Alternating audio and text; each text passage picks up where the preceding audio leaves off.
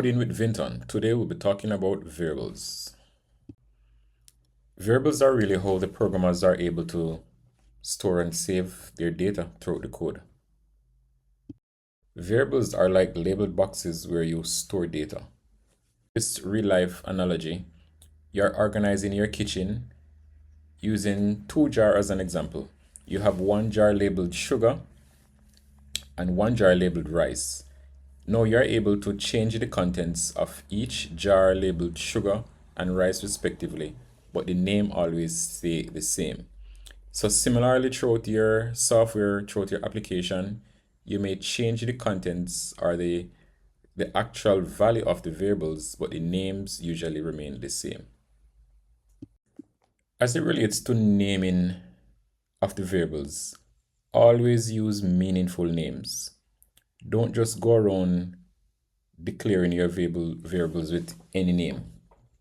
It may be easy at first, but it will work out very difficult for you in the end.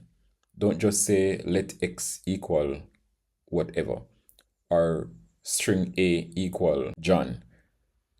Use variables that will mean something throughout the lifespan of the project.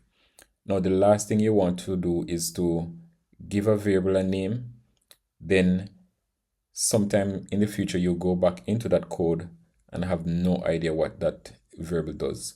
You don't have no idea what that variable saves, so always use meaningful names for your variables.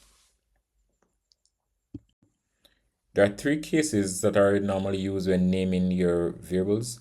So you have the snake, the camel, and the Pascal. With the snake, an underscore is used to join each word. So for example, if you have total price, it would be total underscore price. With the camel case, the variable name starts off in lowercase and then each subsequent word of the variable name starts with a capital letter. And last but not least, the Pascal, where each word begins with a capital letter, usually for class names and functions.